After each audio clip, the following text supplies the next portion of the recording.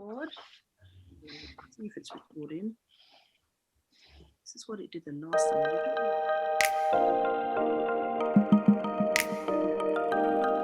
So I'm just going to trust. But this happened last. I did a test on Monday, and it was a disaster. Because after a very juicy conversation, I realized that it didn't save all of the content. So what's your backup? Are you recording it somewhere else as well then, even if you can't get... No, I don't have a backup. If you can't get a video? No, I'm maybe not. Audio? No, I don't. I don't have a backup because I'm using my laptop, so it has to save to my device as well. So we'll, Then Sade can't record it, for example, or me? There's only one. I think only one person can record. Listen.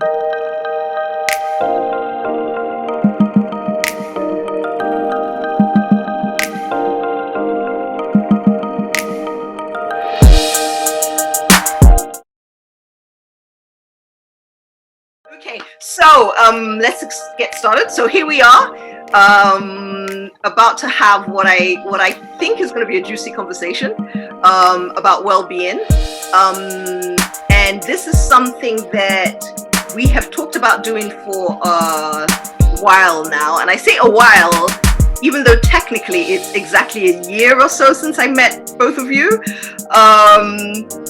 but it feels like it's been longer than that. And what I'm looking forward to in this conversation is getting a deeper insight, should I say, into how you both navigate the challenges that we all are faced with trying to navigate life, but also how you almost prioritize between life, work, domestic, obligations, because we all have very different lifestyles, the three of us. So for me, this is going to be almost my, snoop into both of your lives. Well, I was going to say, we're all at home, so at the moment our lifestyles are all the same. What are you doing this morning? I'm going to the living room. What are you doing this afternoon? I'm going to be in the bathroom. We're not going anywhere.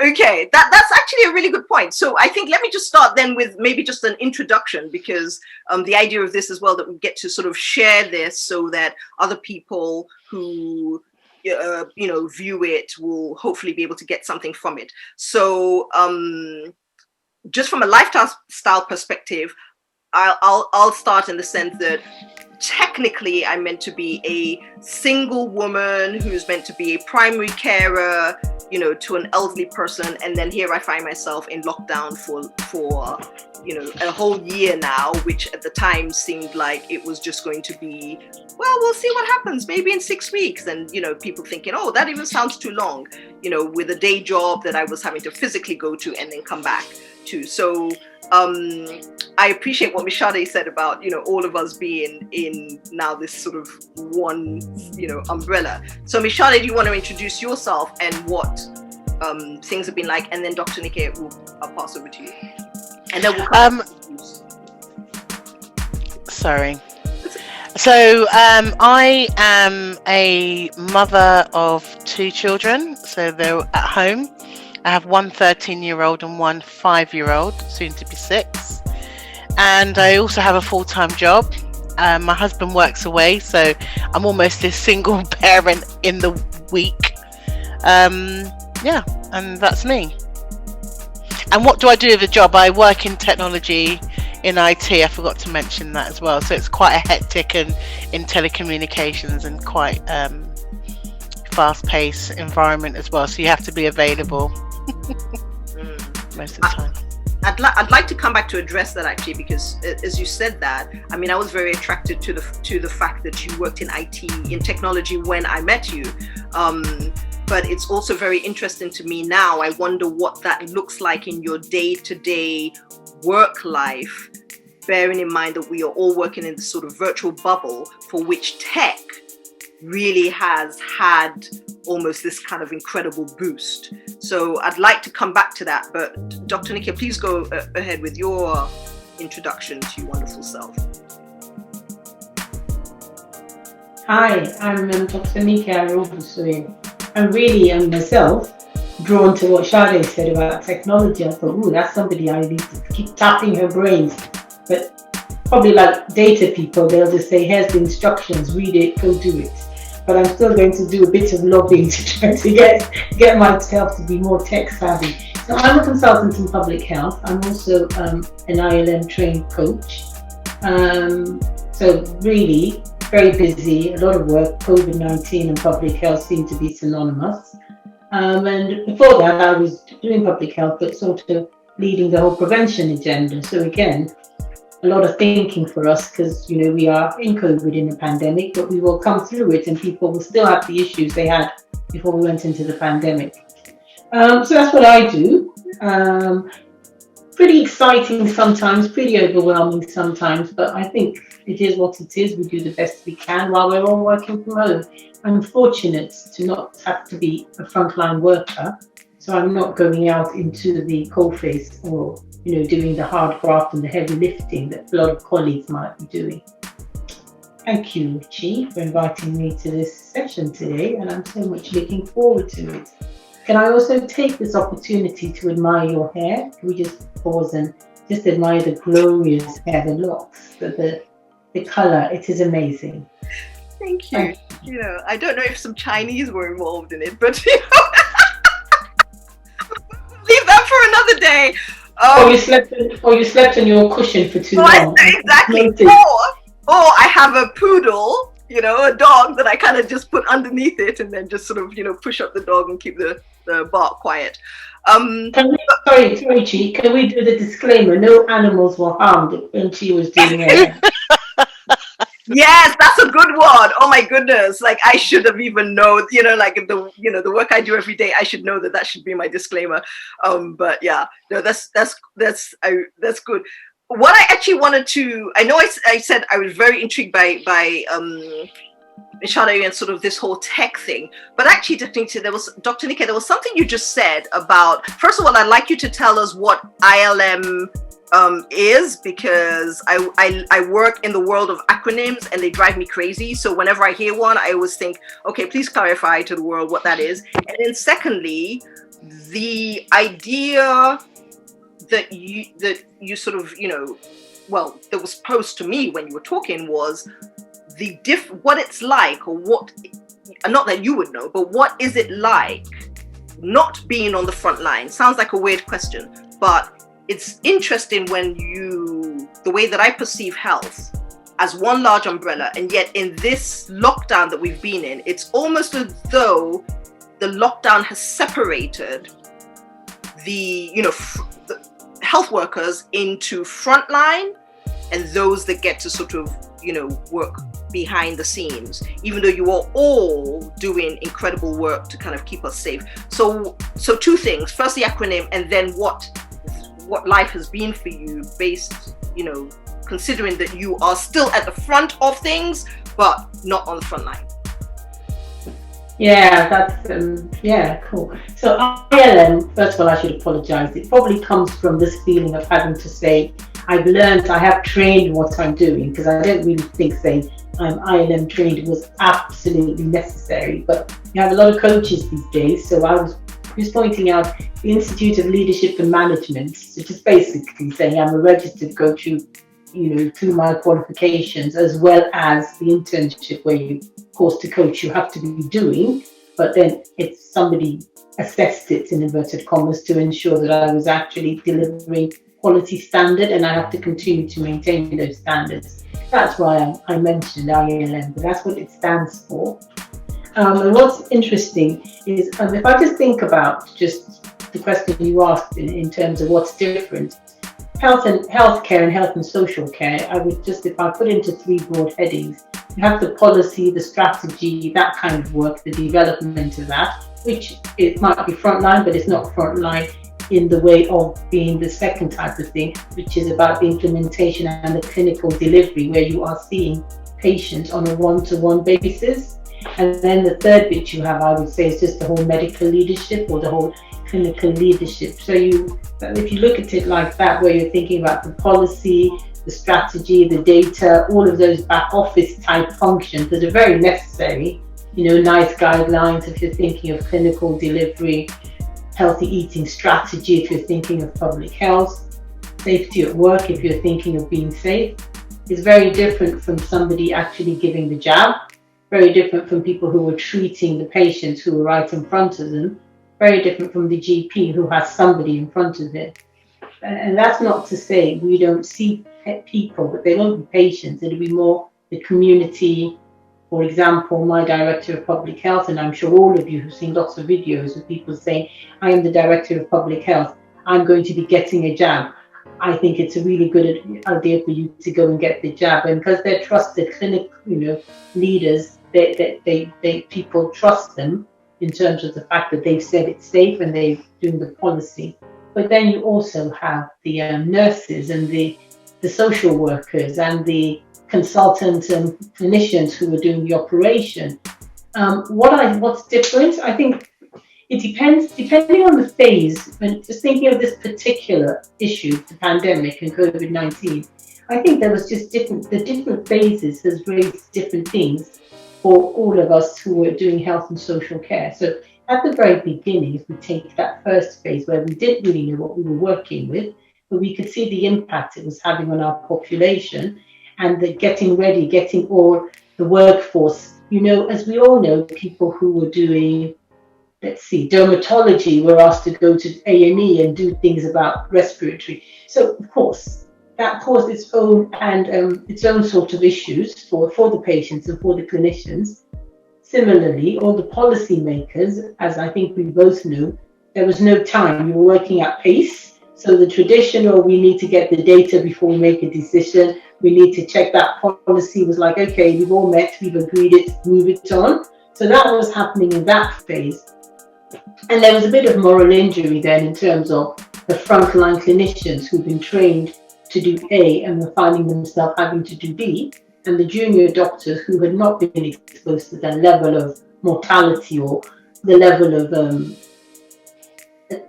occupancy of A&E. So those were the kind of things.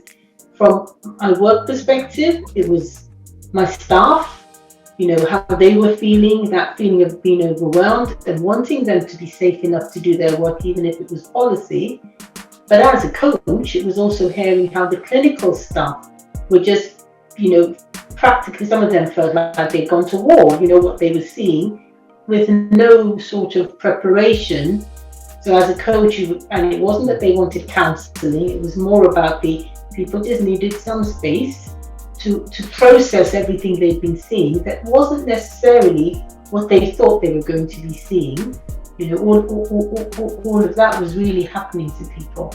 So, and then just being able to breathe and move on from that for the clinicians was difficult. And then not forgetting, a lot of them were exposed to COVID and were dealing with COVID as well. So, and then you come to now where it's still COVID, but it's the vaccine.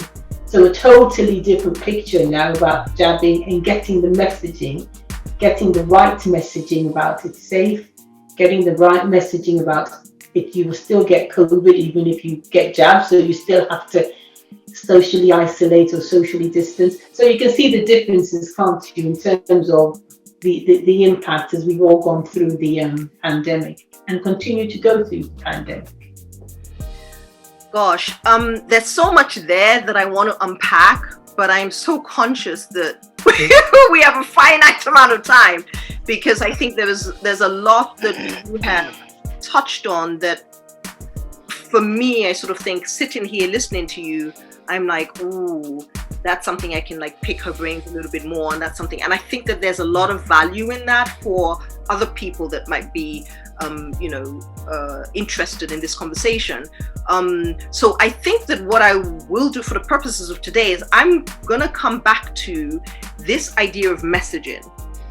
But before then, because I think that's really kind of important, well, I say important from my perspective, because I think we're now at this stage where there are people that are wondering which route to take, and a lot of us have kind of lived There have been some people that have sort of spent the past year reacting from a place of fear. There are those that, kind of got really tired of even listening to anything anybody was saying because there was a lack of trust. There was sort of, there's an amount of enthusiasm and energy you might have at the very beginning, the first 2 months, 3 months. After a while, it's like, oh, come on, when is this going to end? And then I know there's some of us that are actually dealing with the people that have to kind of go out, to do the frontline work, come back. And, and Ms. Sade, you said something about feeling almost like a single mom even though you are not. So it's a different experience to me, as a single person who has care and responsibilities. So can you maybe just speak to us a little bit about what that has been like for you, how you have navigated that space, how you have prioritized, and what's even informed your prioritization process? Because that, I'm sure, would have changed almost like Dr. Nike's stages of work changed. Can I just add, when I met both of you ladies and Dr. Nike said she worked in the public health sector, I was like, well, this is January, right? I was like, well, what's there to do? The flu. I think we talked about the flu vaccine, and I think I asked her, well, what are you doing? There was it was like, when everything's done, we're quite established society in terms of it's just prioritizing certain things that obviously are topics. But now I think the last 12 months or so has really shown the importance of the public health sector and exactly what they have to do. It's really important. So I just thought I'd just mention that. It's quite interesting actually, reflecting back. Yeah, I mean, it's funny because I see a lot of parents. I think the first lockdown was very different. I mean, talk about the third lockdown. I'm like, I can't remember the second lockdown. It's just literally one blur. I've been very fortunate. My workplace, as soon as the government, I think as soon as they knew that the government were going to let everybody know to work from home, that's what we did. My organisation were able to rapidly get everybody. So we had call centre workers, retail staff, everybody actually working from home within a space of 2 weeks. It was phenomenal, like amazing as to how they did that. But I think what happened, I think the first lockdown was a bit easy because, the school sector, for example, they didn't know what to do. They were emailing homework and telling the kids to do stuff. And it was very ad hoc because everybody was in that influx of not knowing what was happening. And then obviously they called them back into school sort of in the summer, and it was less then. And they went back in the autumn as well. But I think it gave them time to really go, right, okay, if we have to work remotely, this is what we're going to do. So now what you find is, my daughter, she's so self-sufficient, so she just gets on with her work. But again, they don't have that break of class, walking to class, having a chat with their friends, having the lesson, walking to the next lesson. It's literally one Zoom call or whatever, one Teams meeting, and then they literally go off to another one. There's no break, and then all they've got is their little 30 minutes for lunch or whichever. And then my son, who's a bit younger, it's a challenge, because you've got a very small 5-year-old. He doesn't want to do any work. It's like, I don't want to write, and that's where a lot of the parents are struggling. So I actually sent an email to the school because they're checking in with me. I'm not submitted anything, to be honest, because I think it's just sanity. It's you don't want to be tussling with your child and you're working as well. It's very difficult to do both. So what I've done is I touch in with my son, maybe try and pick up something, check the work that's being done, and so that he's not totally losing it. I know he's losing a lot of the work, but it has to be a balance for all of us. It's very difficult, and work is there. You have to still deliver the work, or you're working late because obviously you've had to take time out in the day. And they do encourage you to do walks and things like that. But when do you get the time to do the walks? It's you don't have enough time to do that. The walk thing. I don't know if I can jump in there. Yes, go for it. So it's really interesting. Thanks for saying that, because I have not a massive team, but I have a team, and there's quite a lot of young parents. Well, it's a young team, so there's parents there. And there's two things one thing that they fed back to me, and there's another thing that I've observed myself, and I share that with them. And the first thing that they highlighted, and I think you touched on that, Sade, was they were saying the first lockdown, the teachers were, even the ones that were prepared and had stuff, they'd already done some teaching. So it was sort of, remind the children and just go over stuff. But apparently this time, it's like teach. So the first time was check out what children are doing and just remind them, if it's long division, this is how we've done it. But this time it's, you need to teach them how to do this long division. And that feeling is creating more pressure, I'm finding, in the parents, because they can't, of course we can teach our children, but we're not teachers, we don't follow curriculum. So that's adding an additional pressure, because they know that then if they're supposed to teach it in this particular way, that's the challenge, and they can't impart the knowledge, the teaching, the way the teacher would, and the teacher hasn't done it at all yet. So that's something that I think I'm finding is coming out when I ask my colleagues at work, my team, they say that quite a lot, and that's bringing its own pressure. So I think the education sector needs to think about that. But the other thing that I think, and this is what I share as well, that I think it's really important, is we must not forget that a lot of the learning for our children is for them to be able to navigate and do things. So I remember one team meeting, one of my colleagues was saying, like you, Sade, but he is a grandfather, his grandson, the only thing he wants to do is watch Discovery Channel. Will not do anything for school, but can tell you everything about what's on Discovery Channel. And I said, that's wonderful, because the child is learning. He's looking at the animals, looking at the cycle, and it's using that if they're not doing GCSEs. So whatever they're gaining is learning, whatever it is. Sorry to cut you. I was just about to say, well, my son is watching Ben 10 and all he's learning is about the aliens. I don't know how useful that is. I mean, he knows all of them. So I wish it was a Discovery Channel. That'd be brilliant.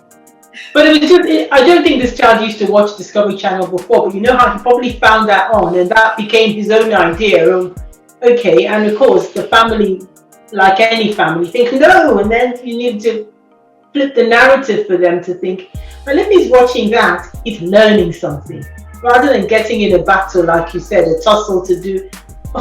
He's 5, he's 6, they're 7. Some places, Hungary, they start school at 7. So as long as the child is learning and picking up other skills and doing other things, I think this whole, you must sit in a classroom and do it this way from school, when it's not that they're doing it for set exams, is quite challenging. And even when they're doing it for set exams, thinking of the public health exam, because thinking of adults now, moving away from secondary and primary, university and adults, exams have to continue. The public health exam, they just threw their hands up and said, we realize people might have books, because how are you going to police people who you want to give an exam and say they're not going to have textbooks or check the answer when they're at home? So what they had to do then was accept that might happen, but because I was asking colleagues, but did the questions in such a way that if you had to wait to look for the book, the whole time would probably finish while you're trying to find the answer. So the whole systems had to adapt. If you think about university students, people who were doing registration exams, I remember you had a bit of that with some exams. And that's what I was actually going to interject and say. What's very interesting about that is that's exam you're actually referring to. I'm still trying to get it done. It is because this has been so disruptive, and we only have like 5 minutes, so I want to come to the personal aspect of this. But just to even touch on the exam thing for both an adult and child perspective, because I think both of you touched on some very gave valuable sort of insights, and also touched on things that I think are really real in a lot of people's lives. Like I said, I'm still trying to navigate getting an exam done, because they're like, oh, do it by proctor. are you giving me a system that I meant to, you know what I mean? And so my system didn't work, and so now here I am, do you know what I mean? 3 months or whatever it is late, and I need to do that. You know what I mean? And it's been so bad that they have now even moved to the next phase, the next edition of exam. I haven't even, you know what I mean? That's not what I studied. So by the time I take the exam, I'm going to be taking it for an edition that they started in this process because they phased out the other one. And I'm like, oh, but I just need to take the exam. Now, that's me as an adult. I also, as I said, have caring responsibilities. One of them is, Zoom. Apparently we can continue. Yeah. But sorry, I just lost my train of thought there. But the other side of that is where I do, with my caring, I have elderly people, and then I have 2 youngsters. It's interesting what you say about the 5-year-old, but then when you've got these, they just entered secondary school. So I've got one who's halfway through secondary school. So this had its own disruption.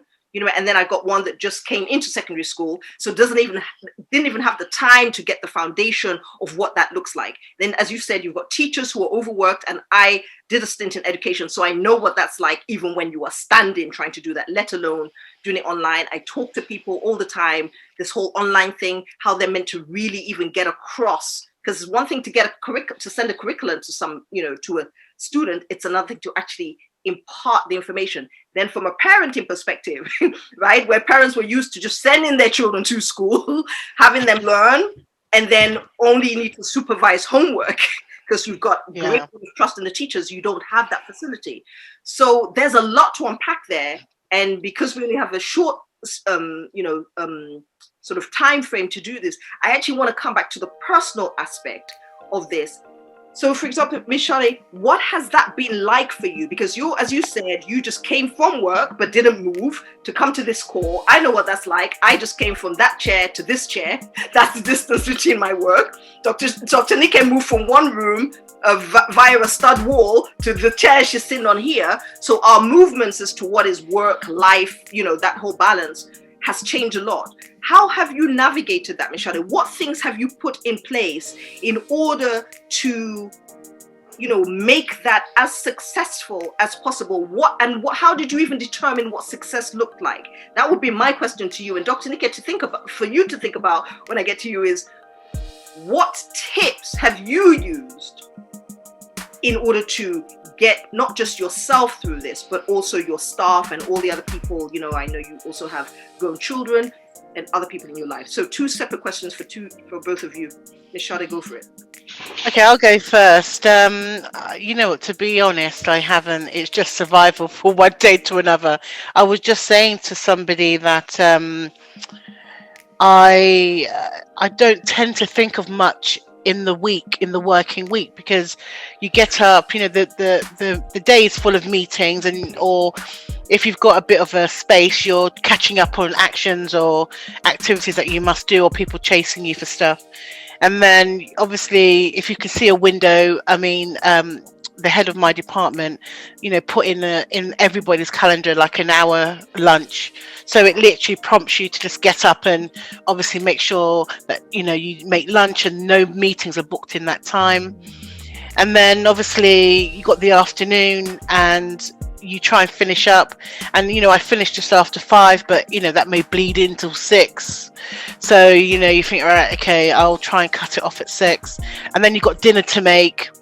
And then, we will end up being up late, and, I don't really follow. I'm not a person for routine. I don't have a routine. So by the time dinner is finished, you've just literally got a very small amount of time to relax before you got to start again. And then that happens for 5 days. And then Friday comes, and then you're like, and it takes time. It's like when you go on holiday, it does take you time to just unwind. So I think probably by tomorrow morning, I'll feel a bit better. Oh, it's Saturday, and you can think of other things other than, work. And then again, you're just dreading the Sunday. You think, oh, I've got work again on Monday, because it's just relentless. You just, and you don't get that time. And because you can't go out anywhere, everyone's stuck at home. I'm very fortunate. My kids haven't complained about not going out. But we're going to go for a walk tomorrow. But that's probably my routine at the moment. And then my husband comes home on a Friday and says, "Oh, well, why have we done this?" And you're just sitting there thinking, "I might be at home, but I'm working. There's nothing else much more to do." Okay, so I have a little sub question to that, because I think this will be interesting for people that have relationships. Because then he comes home on Friday, right? He's done his own kind of on the battlefield thing going on there. He comes back. I don't know what's going through his mind where he thinks you're not on the battlefield. So how have you navigated even those conversations where you are now both in this one space where people have had different experiences through the week, but you still got to stay on the same page? What has that looked like? Yeah, I mean, we do talk about, because he's worked away for quite a while, so we try and do things together on the weekend. We cook, we do a lot of things together as a family anyway. But I think on that initial meeting on a Friday, we tend to just regroup, just try and catch up on what's happened in the week, because it's weird to say, but we don't always get a chance to talk in the week, and even though we do call each other just to check in, so we tend to just try and catch up on a Friday. We're so lazy during the week. On the weekend it's terrible. I don't even want to talk about it. Oh dear.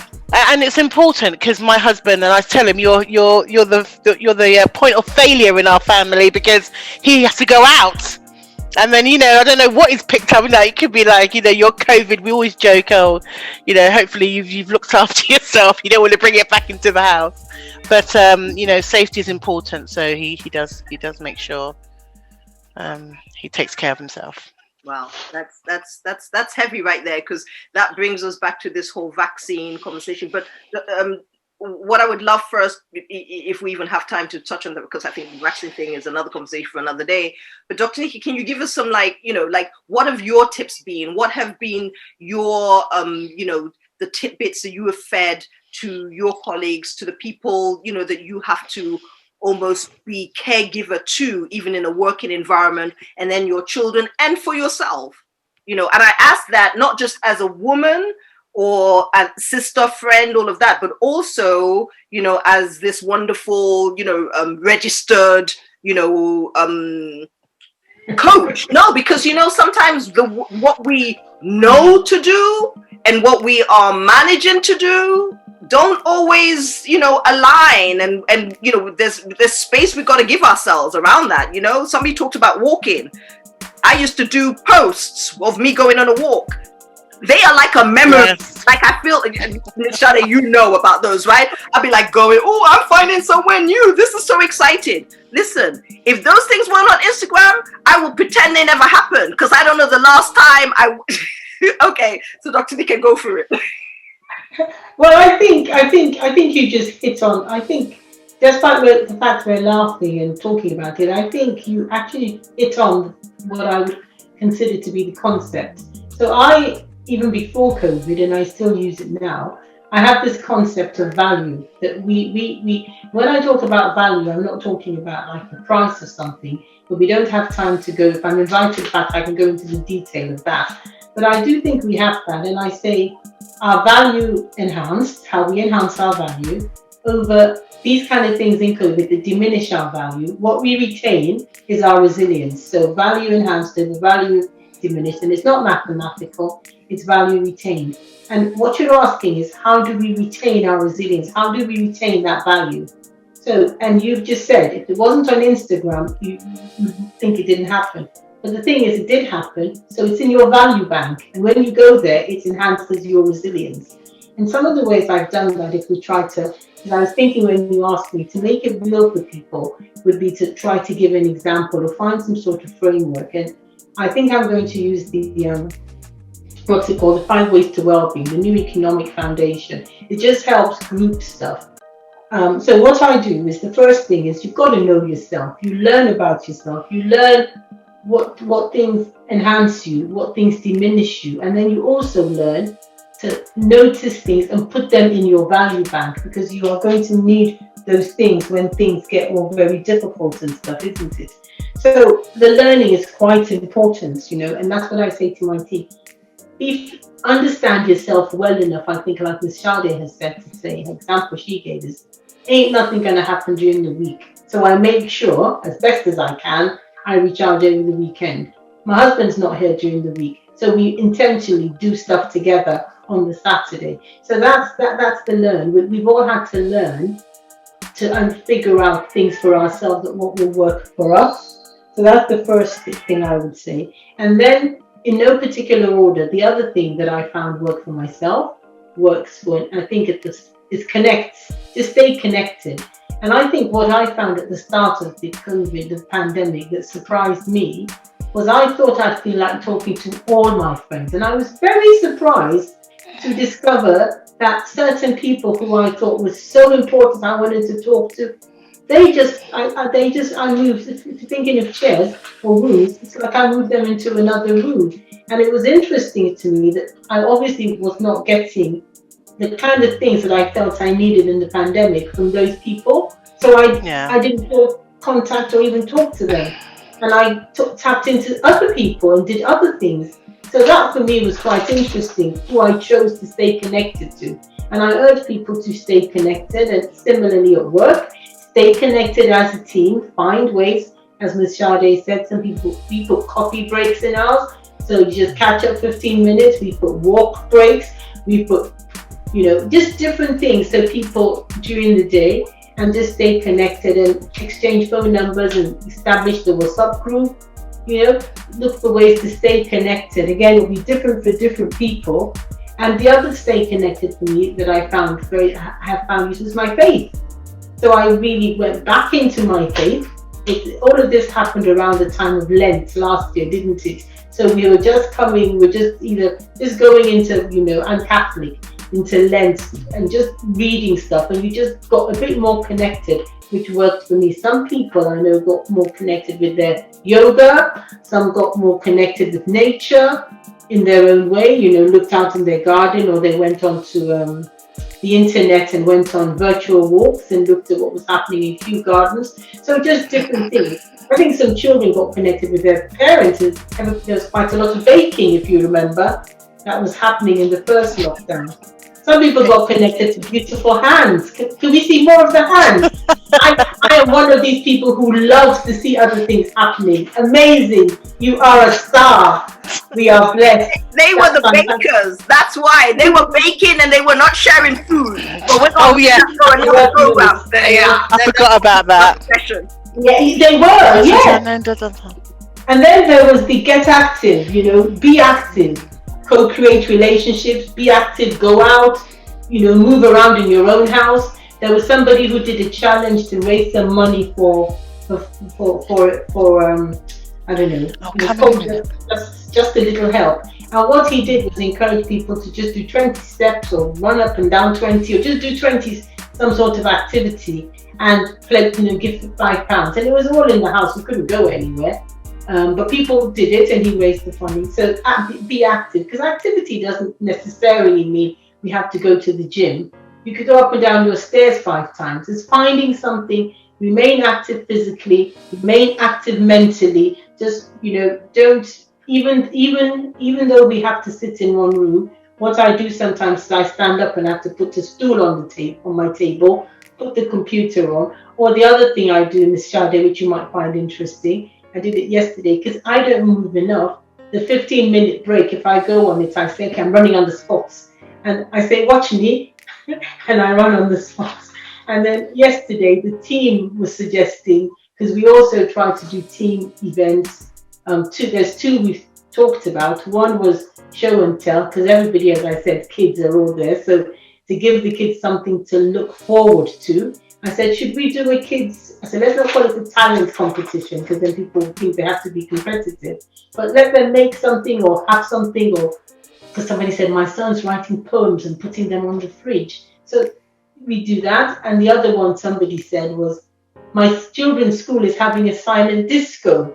I said, we could do that. That doesn't need a lot of planning. Just tell everybody at work, come in at 5 o'clock and put on your own music, and we have a silent disco. Then there's give, in different ways. Just, you give as you can. Some is funding. Just be intentional. Give your time.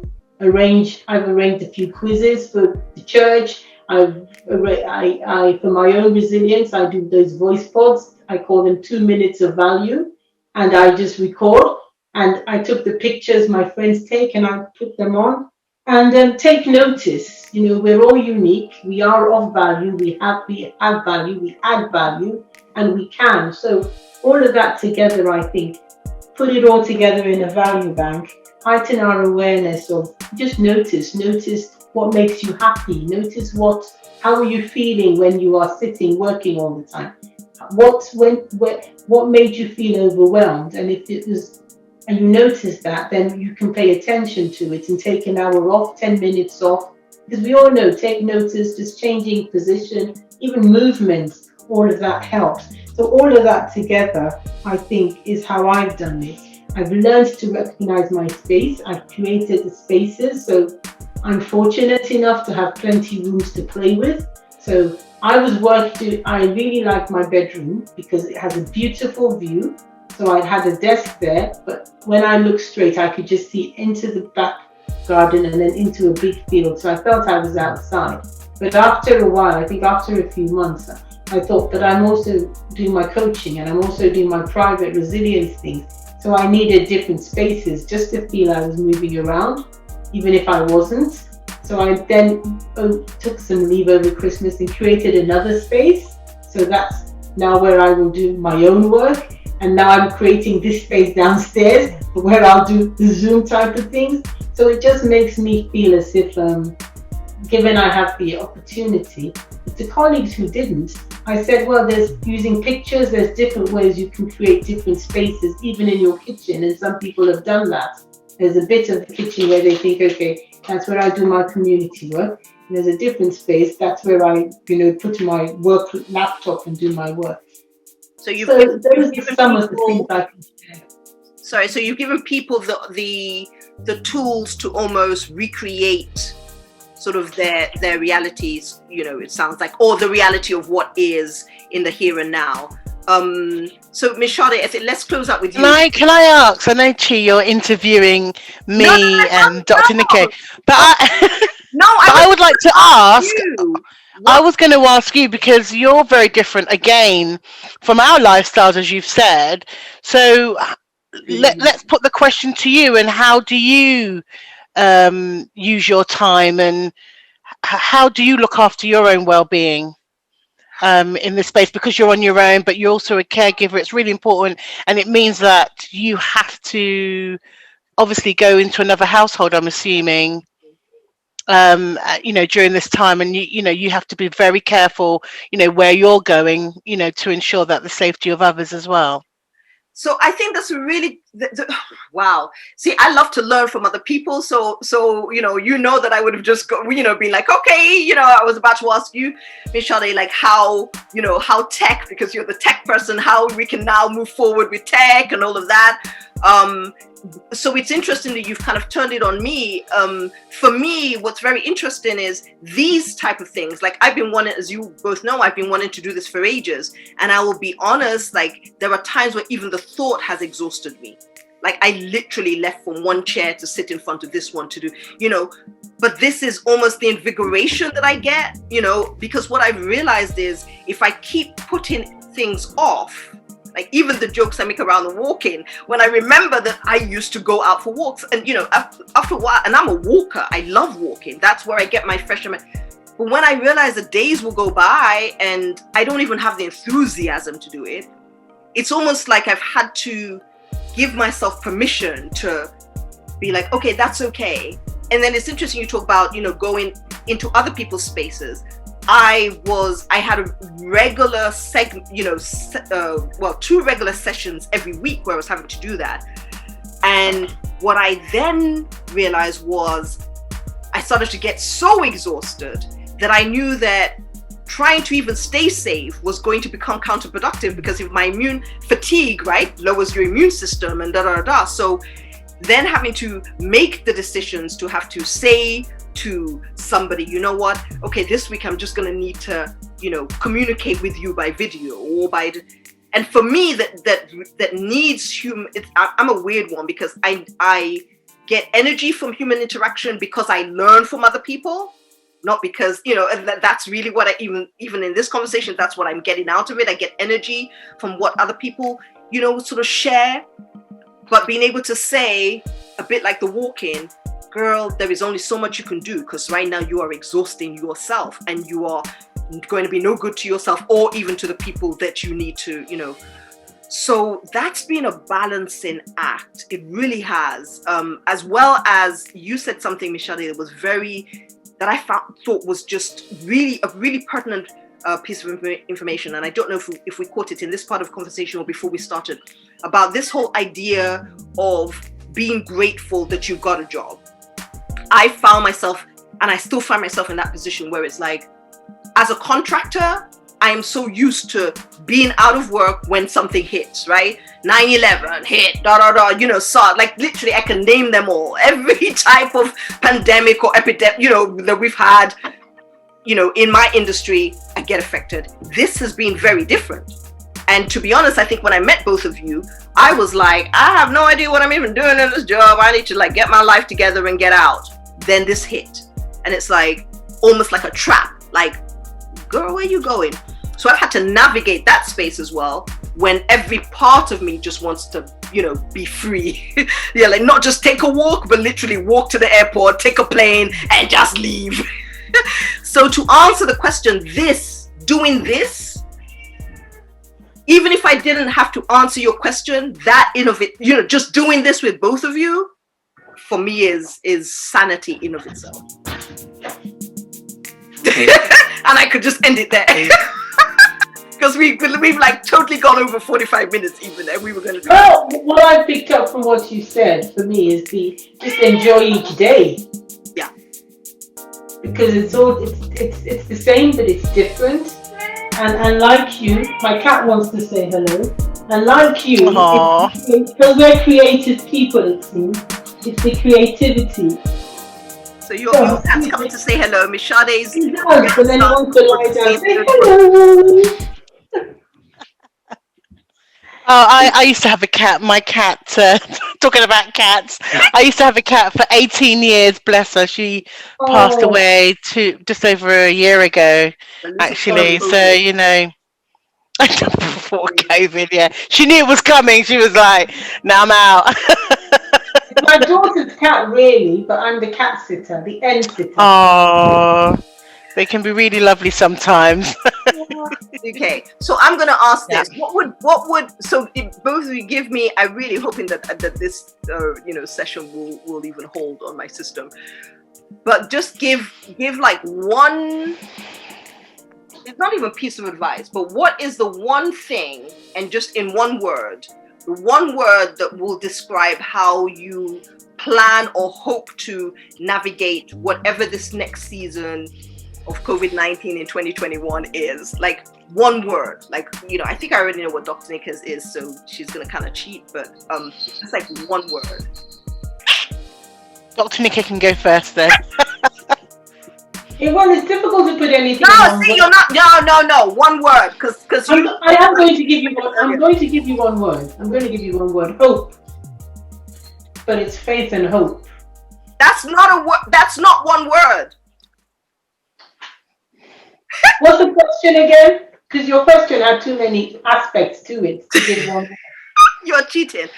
One word that you would use to describe the approach that you are going to take moving forward in this, whatever we want to call it, uncertainty, certainty, vaccine, no vaccine, you know, COVID-19, 2021. One word. Value bank. Value bank. Still not one word, but I'll let Value bank. It's one word. It's spelled V. I'll let one hyphen with a hyphen in it. What? Okay. No, there's no hyphen. Value bank. That means it's two words. No, it's one word. Value bank. Okay, I'll let you value bank. That's what you think is yours. Mishade, what's yours? Blessed. Ooh, not bad. Value bank, bless. Mine is courage. Value bank, bless. Courage. I like that. Mine is courage. Should really be freedom, but you know, whatever. I'm picking tongue. I just want to say quickly, I know if you give me one word, but what I've noticed, in this time, so last year, I mean, I even had people that I knew were saying, is COVID real? I think it's the government are, and I was mortified because I was like, I don't know what you're doing, but let me step back a little bit. I don't know. And all these conspiracy theories. And then what we've noticed, and then I'm sure everyone is, that this season, COVID has come home, really. I mean, there's a lot of people that we probably know, we see, and it's very indiscriminate. It doesn't really discriminate from one person to another.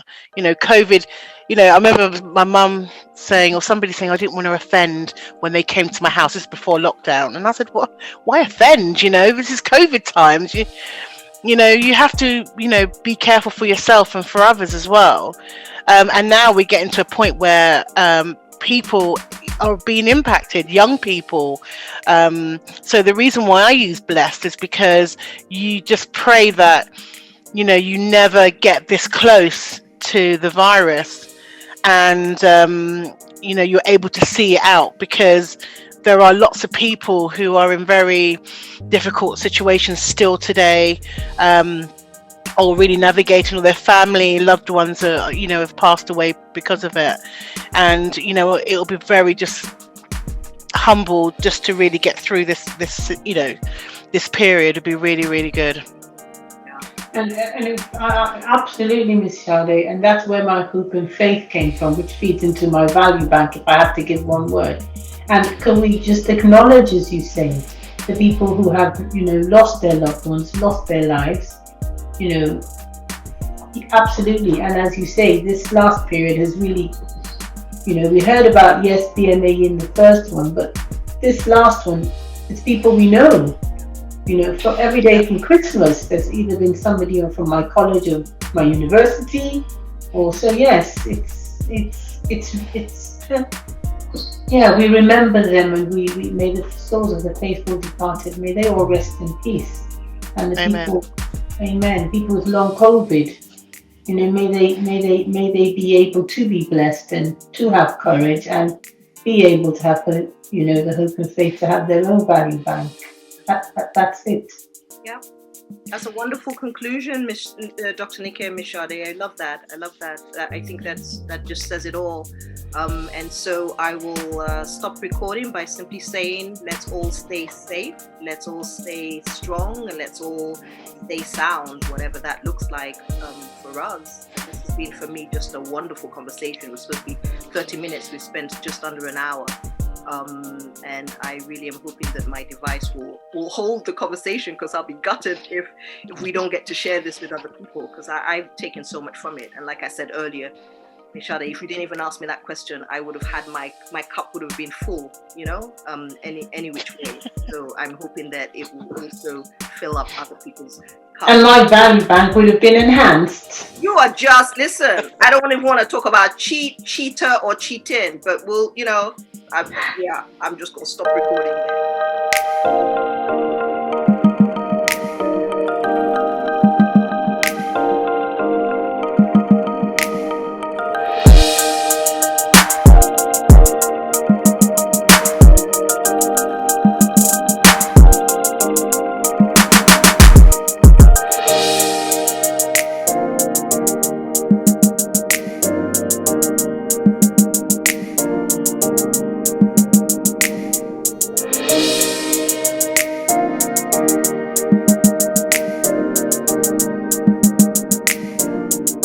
you.